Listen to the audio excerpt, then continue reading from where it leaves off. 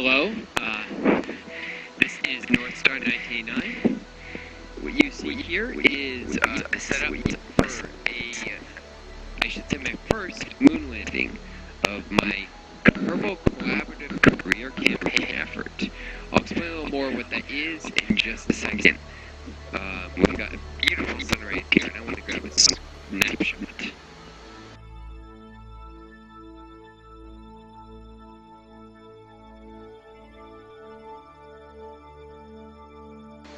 No, it's gonna take a few more seconds, alright, for that to come around, so while it does, I actually tried to record earlier parts of this mission, but for some reason the video wasn't recording, just the audio.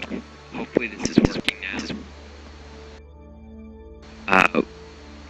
We've got here is the fuel tank, fuel depot, service modules, reusable lander, and a mobile lab is on its way in phase 4, consistently with this one. Actually, a lower one closer to the moon that might be it now. No, that's something that's in a retrograde orbit. Never mind.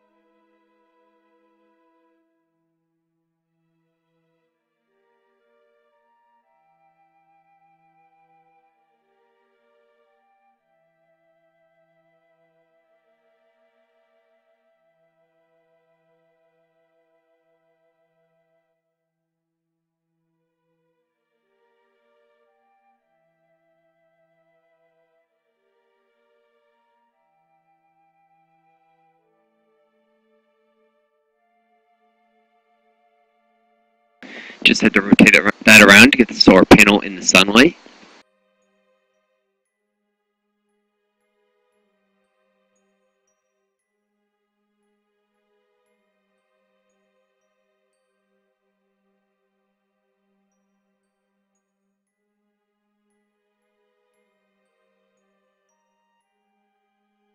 Okay, so I'm at ways. Let me check if this is properly recording the video, and I'll be right back.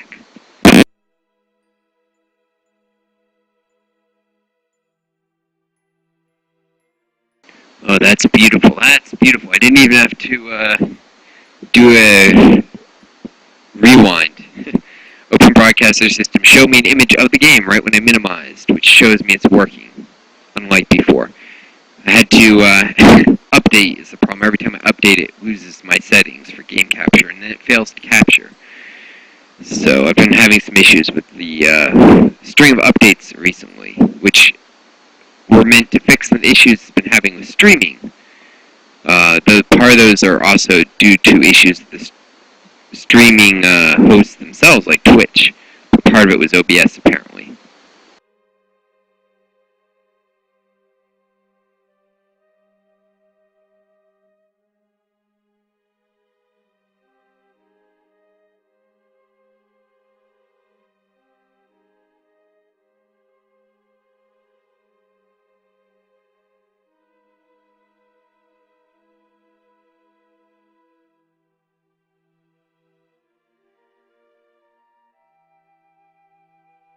So anyways,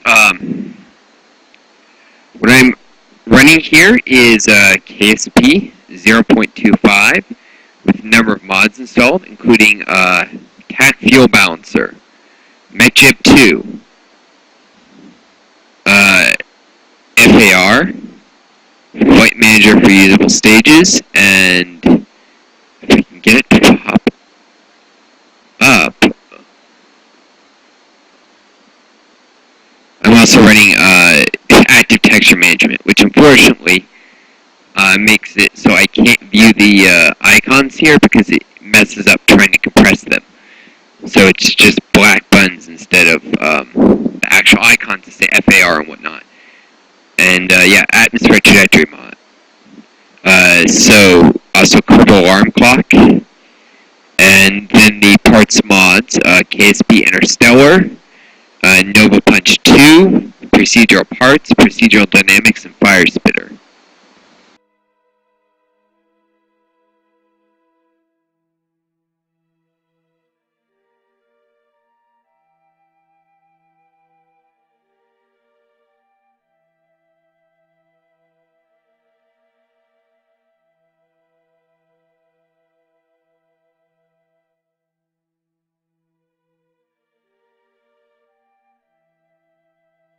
Oh, shoot.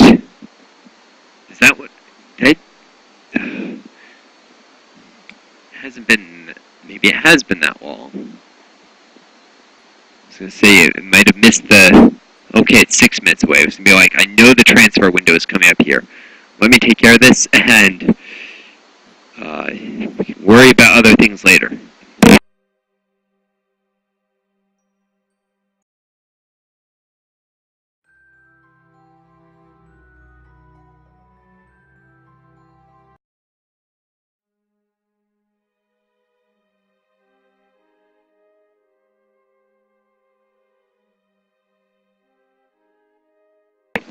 Yeah, I've been running Kerbal Alarm Clock, but not using as much as I should. If I had a little alarm ticking, it would have reminded me that, yeah, you've got to make a maneuver sooner. You're not going to get this transfer.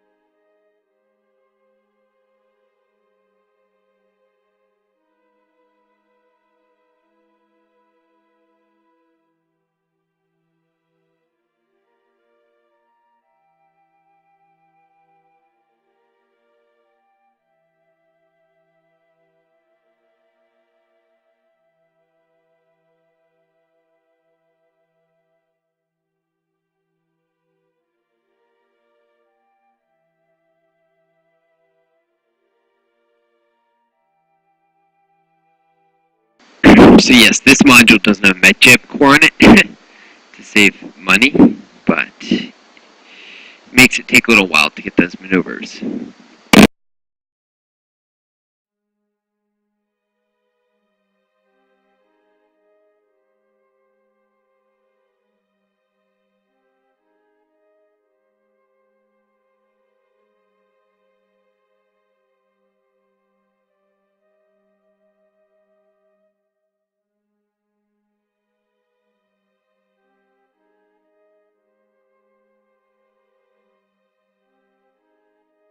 becoming increasingly odd because I would have sworn I put fuel in those service modules, but they're acting like they only have batteries.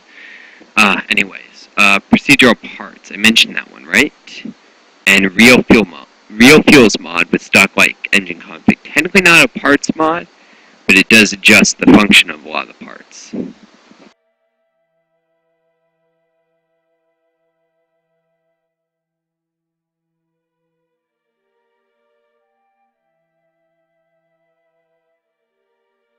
So I mentioned this is a collaborative Kerbal Career Campaign. What I mean by that, simple, is I'm giving you guys input about what missions I should carry out. Over in the KSP Forums, I have been soliciting opinions about what to do next. This mission, for instance, is a result of somebody suggesting a polar landing, which I assumed incorrectly. They meant a Kerbal polar landing, and someone else a moon landing. So rather than just picking one, I decided to do both and do a polar lunar landing. Well, sort of. I also ended up doing a plane flight to the Kerbal poles to make the other person happy as well, but I didn't have to do that. The basic format is this. I solicit usually 2 to 3 opinions for what mission to do next. I pick one. Sometimes I might merge them like I did this time. I'm actually awaiting my next set of suggestions, so if you head over to the KSP Forums, you can do it there. Or maybe even, if you message me on YouTube, I might see it, but I wouldn't count on that. My next plan after this moon landing is actually an infrastructure project, and I have about 8 or 9 different ideas floating around. I can only do one at first, or maybe 2. So, any input on that would be appreciated. Or if you think of an infrastructure project I haven't thought of.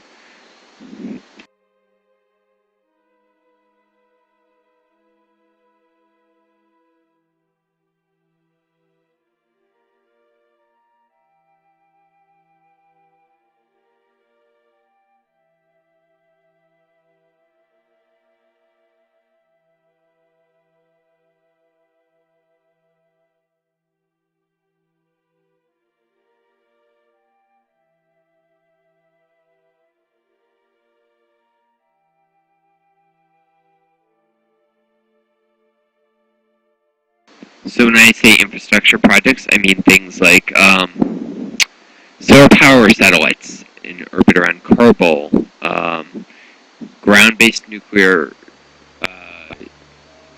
microwave power transmitters, field depots, though I'm not going to be doing hypergolics as easy as those are, for long-term cost savings. At the very least, I'm looking at using a kerosene system where I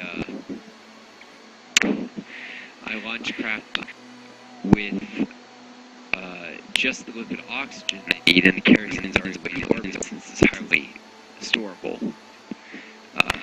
Kerosene is better at speed than hypergolics, even though it's less dense. Of course, this would mean I'll still have to have launching while I have to lift the oxygen.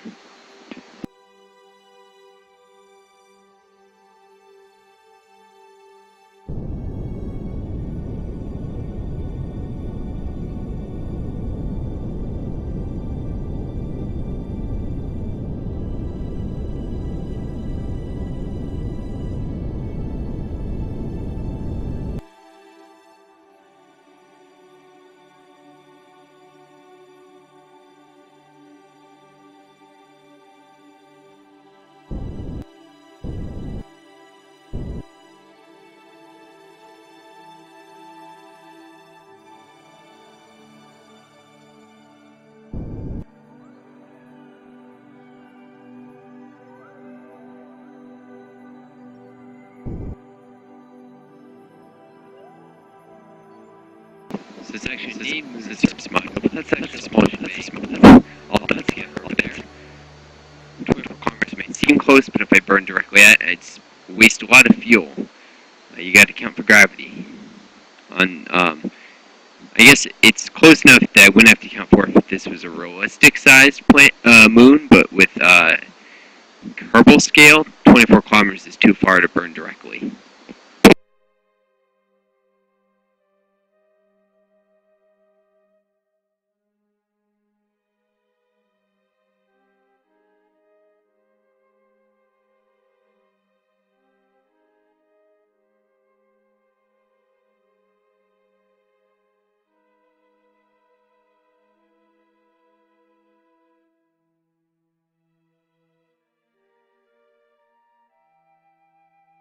Not to say it's super close, but 2.4 kilometers in the game is like 24 in real life, approximately, with stock Kerbin being a little less than 1/10 the real world size.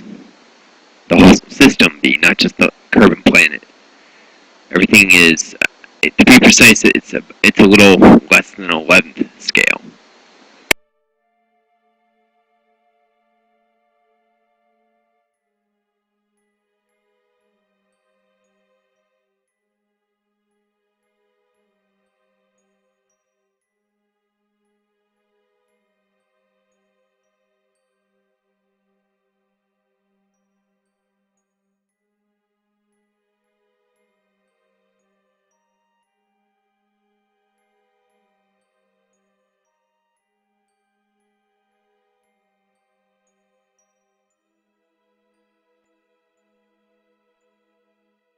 By the way, that bit you see going around in a retrograde orbit, that was supposed to be the return stage for this, for part of this mission. But it captured into a retrograde orbit, so now it's just a fuel tanker, which I'll try and use as best I can. It's hypergolic, so it's got an essentially indefinite endurance out here. The fuel isn't going to boil off at any noticeable rate, but still, I'd like to not leave it here forever. I'm hoping the lander can land, launch a retrograde, dock up, get fuel from that, then make a polar hop. I haven't figured out the specifics too well.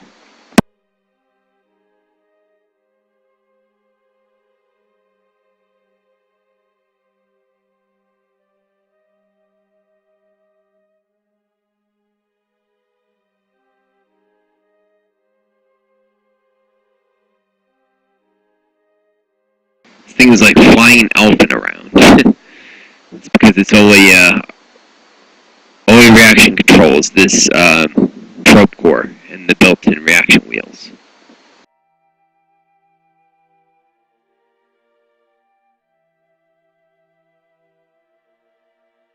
I like to think of it as a more realistically powerful set of reaction wheels, because this is actually still quite maneuverable compared to real ones.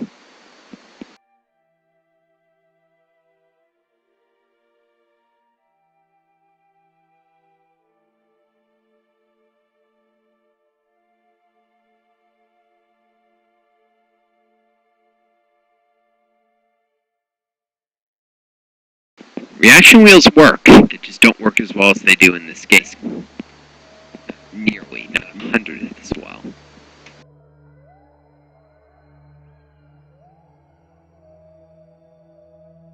Actually, it was a big deal recently when NASA tested a new type of reaction wheel that works something like 5 times as well as this is what they're using.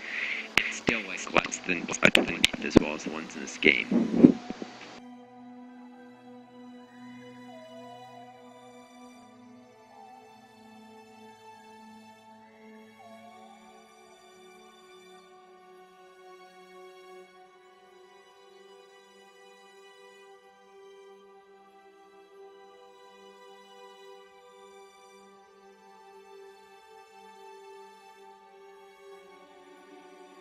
I think that they can turn the ISS a few degrees in a couple hours or something. Mind you, it was being tested. It wasn't a big one. If they use it, if it was intended for the ISS, it would have been bigger and would have had quicker turn times. But still, you get the idea. A few degrees in a couple hours. So, with the one that's the right size for the vehicle, you maybe get, a few degrees in, 10 or 20 minutes with the reaction wheels, the newest models that are much more powerful than the ones they used in, say, the Apollo era.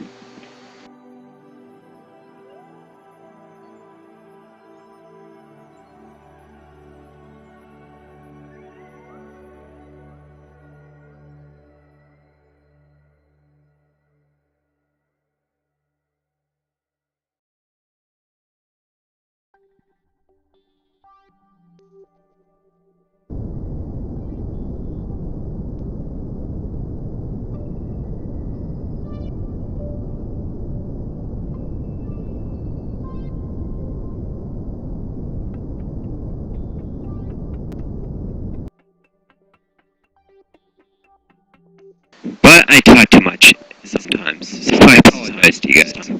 Let's get this done.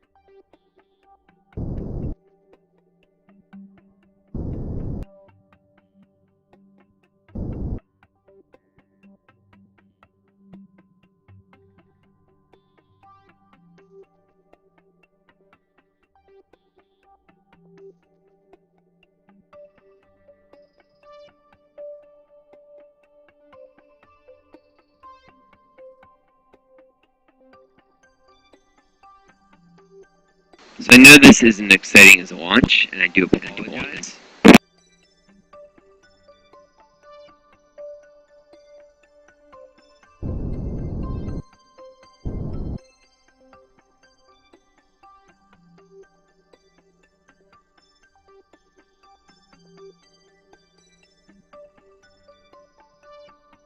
I've actually been rather busy with real life, and specifically with my work with a political campaign. The election, of course, was Tuesday. I don't know if any of you are watching this or an American, but yes, Tuesday, November 4th, the midterm elections, and the candidate came lost, unfortunately. She won the county I was working in with her, and by all statistical measures, the team I was part of did extremely well by registering more voters than any other team in a congressional race for federal U.S. House of Representatives, not state Congress, than any other team in the country, for instance. So, highly effective team. We did our best, and she actually, our candidate, won in the congressional race in this county, but she didn't win the district. She fell too far behind in some rural counties that were further out. She had more sympathy among the highly educated sorts and minorities who are oppressed, the typical liberal voters, than out in farm country. She was a Democrat, of course, if you hadn't figured out what I was just saying.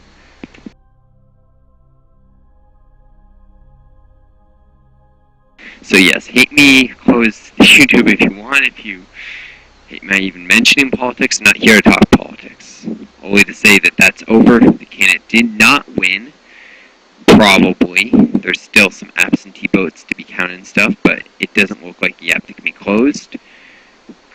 While there were some issues with the campaign, with specifically the voters disappearing off the rolls, most of them managed to do grace registration the day of the election, which is a new thing.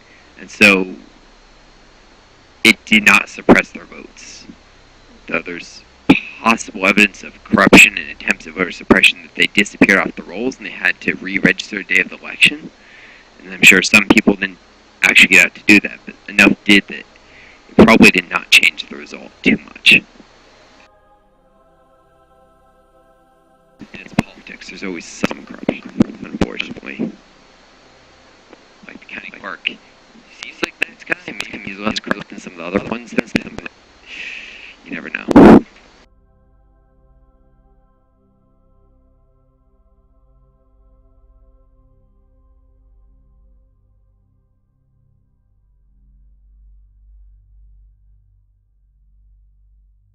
He seems like a nice guy off my own impressions. All the official evidence says that's not an accurate impression.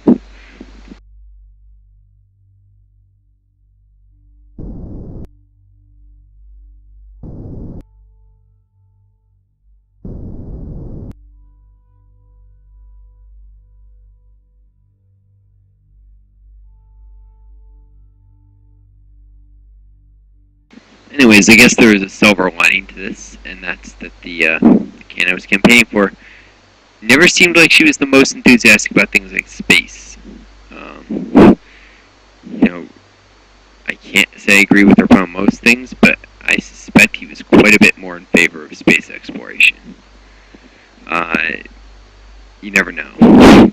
He's one of those Tea Party types, but he also was big on infrastructure projects, which space sort of falls under.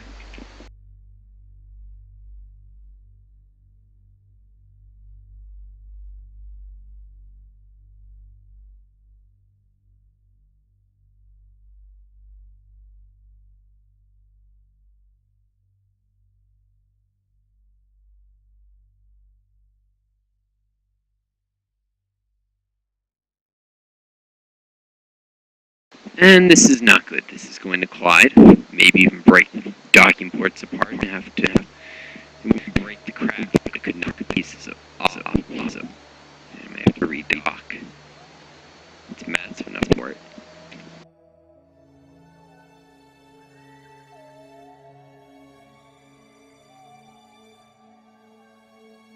Oh, no.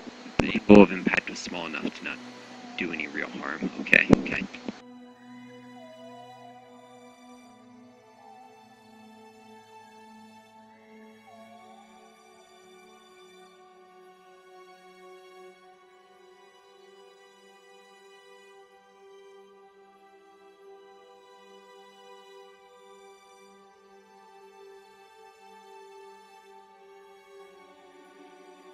This is actually kind of working out, considering this is the end. It's for this will actually do this walking.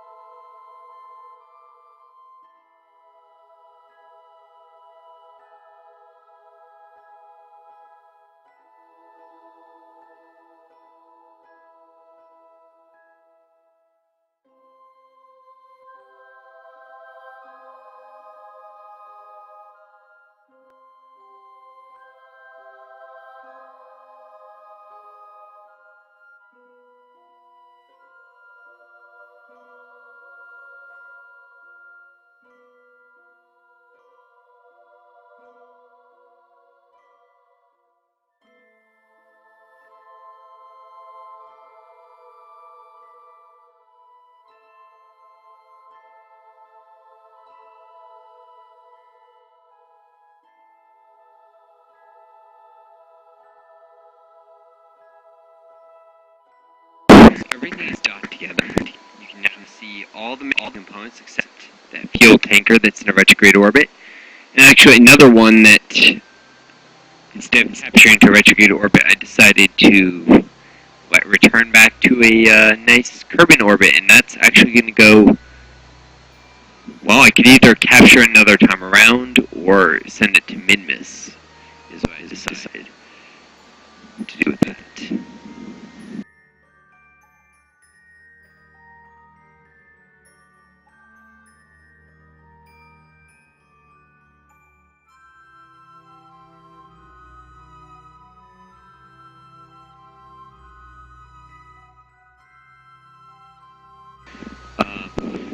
But yeah, except for the fuel tankers, which one's retrograde is definitely not going to come anywhere near this, and the other is off an elliptical orbit around Kerbal that I could easily either capture on the moon of future pass or perform mini gravity assist and go to Minmus. It's up to my own judgment, of course. You've got here the rest of the mission: the lab, fuel depot, service module, both crew capsules, the lander, the detachable lander piece that's used to get recovery vessel from the lunar surface.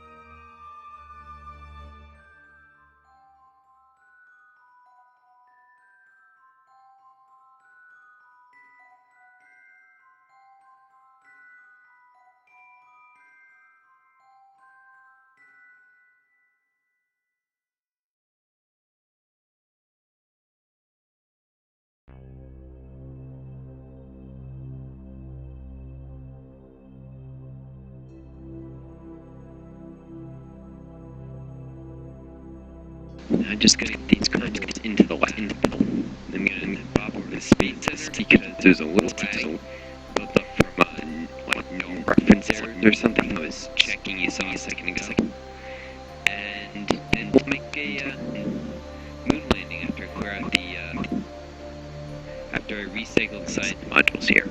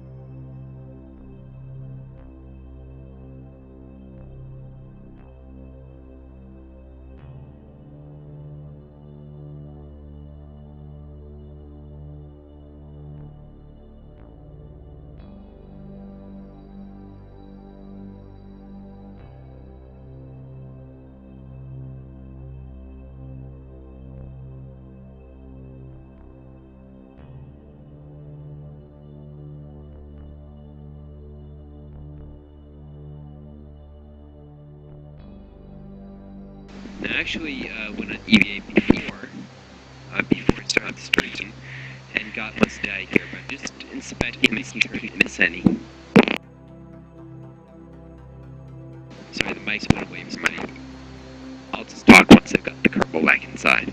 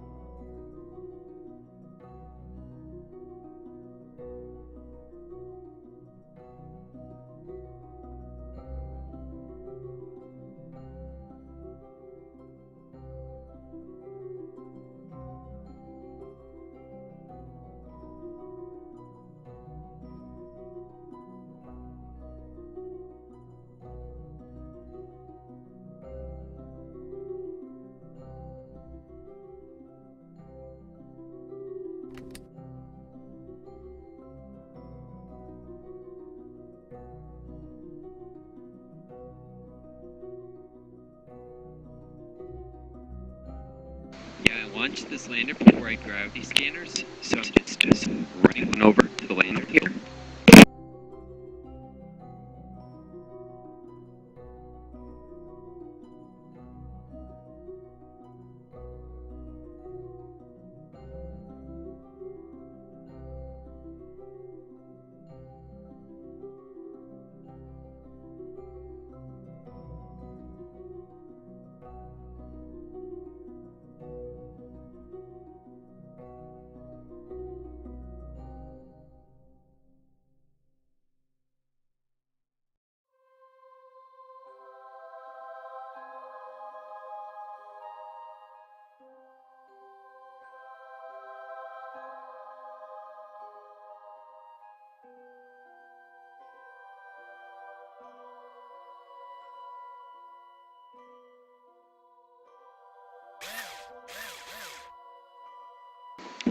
That has physics significance 0. So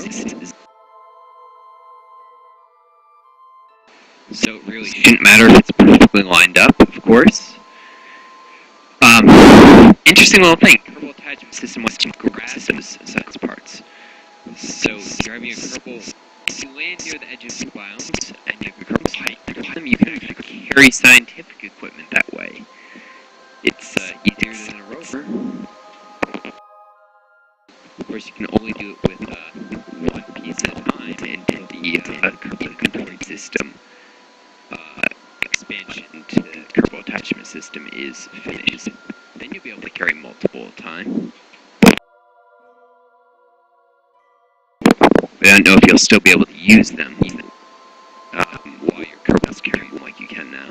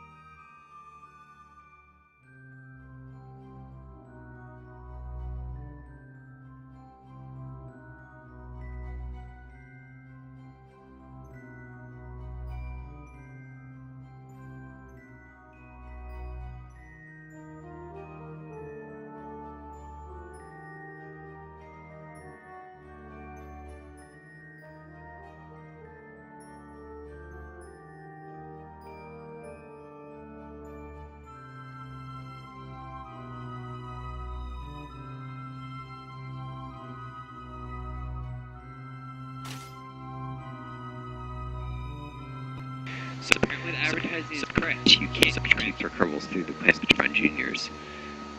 Nice to know. Maybe I should have Bill Kerman get out and do that little job so that, because Jim's diet is really could have transferred. This is a state of Pt1. He actually could have traveled through within this part of the ship. But this is too narrow for Kerbal here.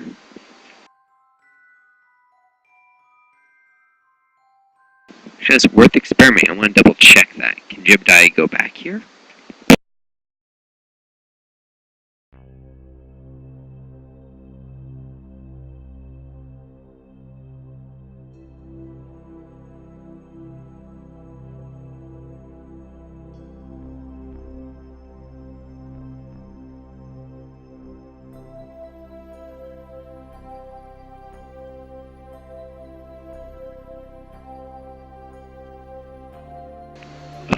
Maybe I just wasn't doing that right before. I had to right click. Yeah, you can tell it's my first time speaking to the transfer system.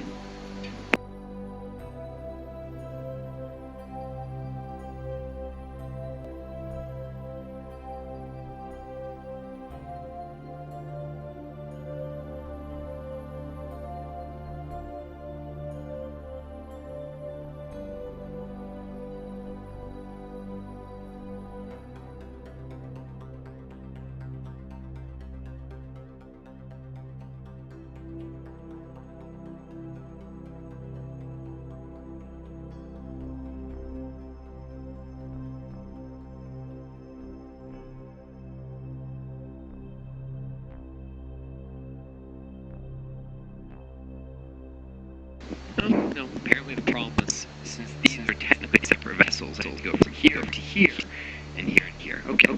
Well, that was a learning experience. That's for sure.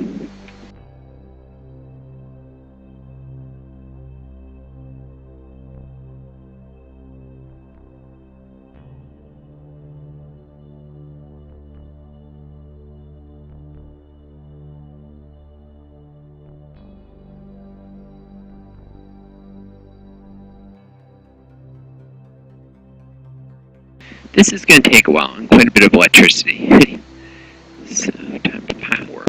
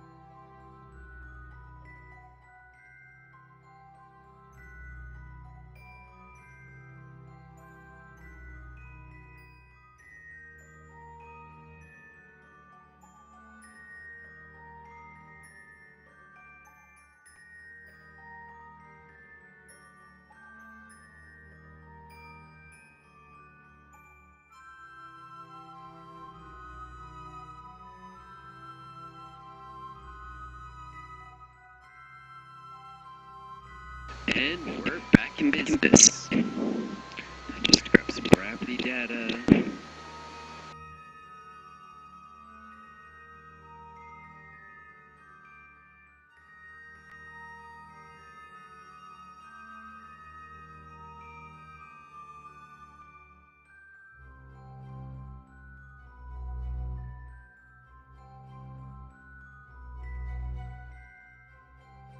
Might as well use the transmit bonus. Doesn't hurt.